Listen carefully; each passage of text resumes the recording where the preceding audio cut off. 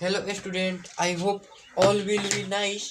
तो चलिए आज जानेंगे हम कि 32 और 80 का मस यानी एचसीएफ और एलसीएम यानी लॉस ज्ञात कीजिए और सत्यापित या जांच कीजिए कि दो संख्याओं के का गुणनफल बराबर एचसीएफ गुना एलसीएम होता है।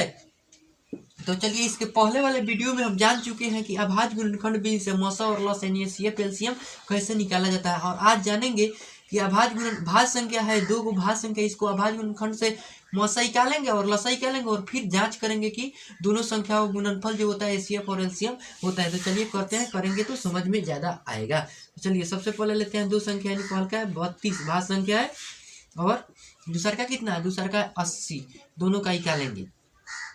इसको अभाज्य गुणनखंड के रूप में व्यक्त करेंगे। सबसे छोटे से कटाते हैं तो 2 से कटेगा तो ये हो जाएगा 16, 2 से कटेगा तो 8, 2 से कटेगा तो 4 और 2 से कटेगा तो 2 और फिर 2 से कटेगा तो 1। चलिए इसको कटा दें।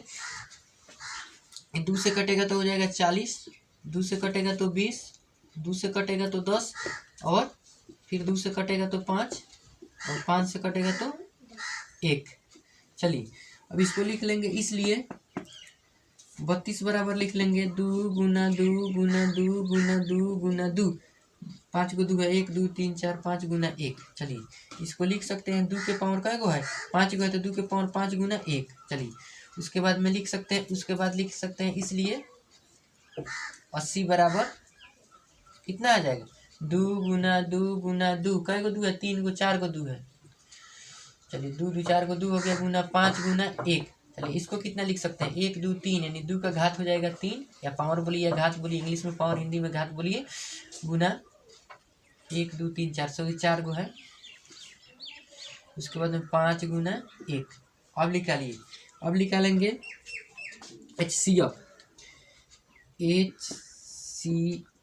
यानी मसा कितना कितना का 32 और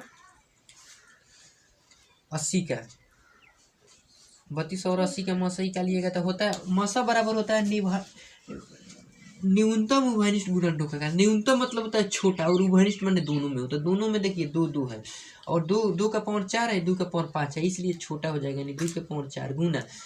उसके बाद इसमें 5 है, इसमें 5 नहीं मिल रहा है यानी उभयनिष्ठ नहीं है। 1 1 2 गो है तो 1 1 हो जाएगा क्योंकि उभयनिष्ठ होता है। चलिए उसके बाद में इसका मतलब कितने होगा 2 के पावर 4 यानी 2 4 बार है, 2 को 4 बार गुना 1 यानी कितना हो जाएगा 2 दूना 4 4 दूना 8 8 दूना 16 यानी 2 दूना 4 4 दूना 8 8 दूना 16, 16 में 1 से करेंगे तो 16 हो जाएगा एचसीएफ।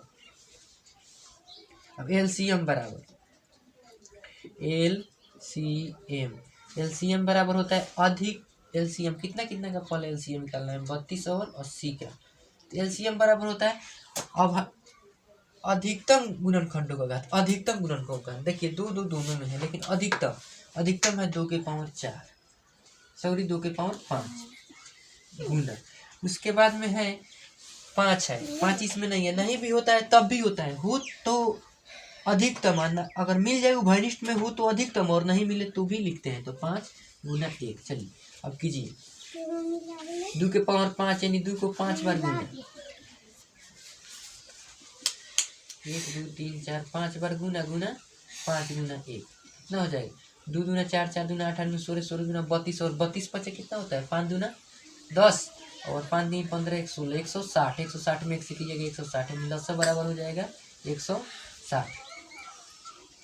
चलिए निकालने लसा निकालने का होता है जी उभयनिष्ठ में हो जाएगा तो अधिकतम गुणनखंडों का घात, और न ही उभयनिष्ठ होगा वो भी लिखाता है, समझ गए। तो चलिए अभी इसको जांच करेंगे, क्या करेंगे जांच करेंगे। तो यहाँ पे हम जांच कर दे रहे हैं। अब जांच करेंगे कि दो संख्याओं का गुणनफल एचसीएफ गुना एलसीएम होता है। तो मान लीजिए कि पहल का संख्या ए बराबर, पहला संख्या ए मान ए बराबर कितना है, मान लीजिए कि 32, बी बराबर कितना मानिएगा तो दूसरी संख्या में बी बराबर हो जाएगा 80। चलिए तो होता है सूत्र इसका होता है जो पहला संख्या गुना दूसरी संख्या बराबर होता है एचसीएफ गुना एलसीएम, यानी पहली संख्या गुना दूसरी संख्या ए गुना बी गुना मसा गुना लसा यानी एचसीएफ गुना एलसीएम। तो पहली संख्या कितना है 32 है, दूसरी संख्या कितना है 80 है, मसा कितना है 16 आया है, यहाँ पे 16 है ना 16 और लसा कितना है, लसा है 160। चलिए गुना कीजिए 32 में 80 से, 32 में 80 से कीजिएगा तो 0, 8 गुना 16 और 8 3 का 24 है 25, 1260। और इसको भी कीजिएगा 16 से तो कितना आएगा 2560 सॉरी भले, और इसको भी कीजिएगा 16 से तो कितना आएगा, ये भी आएगा 2560, ठीक है ना। चलिए इतना ही है, तो दोनों का मान जब बराबर मिल गया तो इसलिए लिख देंगे सत्यापित हुआ, सत्यापित हुआ। बस इतना ही करना है। तो चलिए मैं आशा करता हूँ कि आपको समझ में आया होगा। चलिए एक और क्वेश्चन है जो कि केसी सिन्हा के बुक में पूछा गया है, आप लोग को हिंट्स देंगे और शायद जानेंगे समझ में आ जाए। इसको पहले नोट कर लीजिए, इसको नोट कर लिए होंगे तो ठीक है। चलिए एक और क्वेश्चन जानेंगे, चलिए इसी पर आधारित जानेंगे। चलिए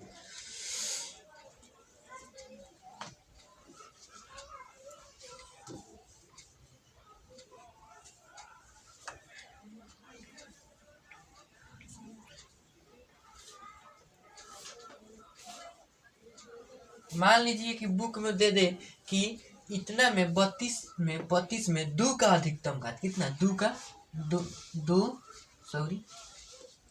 32 में 2 का अधिकतम घात,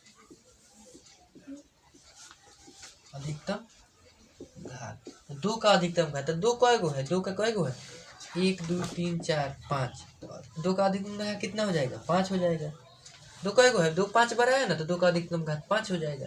पूछ दे 5 का अधिकतम घात, तो 5 का अधिकतम घात कितना है, तो 80 में पूछ दे 80 में 5 का अधिकतम घात, 80 में 5 का अधिकतम घात कितना हो जाएगा, 80 में 5 का अधिकतम घात है, देखिए 80 है नहीं, तोड़े है तो क्या है, तो 5 कय गो है, 1 5 5 एक गो आया है, एक आया है 5 के पावर 1, कुछ नहीं है तो 1 है, तो इसलिए अधिकतम घात कितना हो जाएगा, 1 हो जाएगा, ठीक है ना।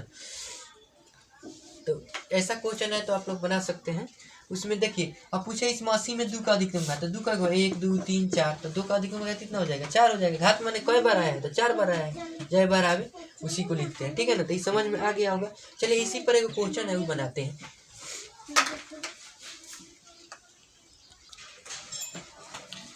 चलिए एक क्वेश्चन मैंने लिया हूँ जो कि केसी सिन्हा का बुक एक्सरसाइज 1.2 में क्वेश्चन नंबर 4 है।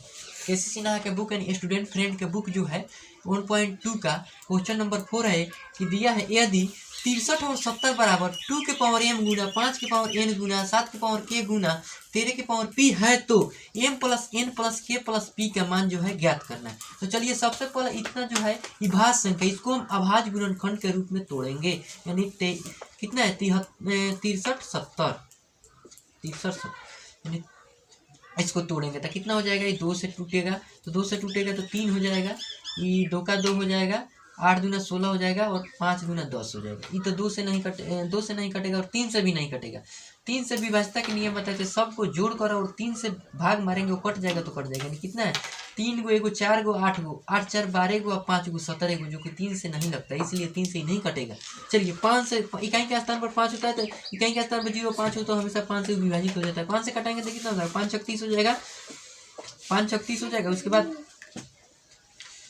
1 5 3 15, उसके बाद में कितना बचा 7 5 3 15 3 5 7 35।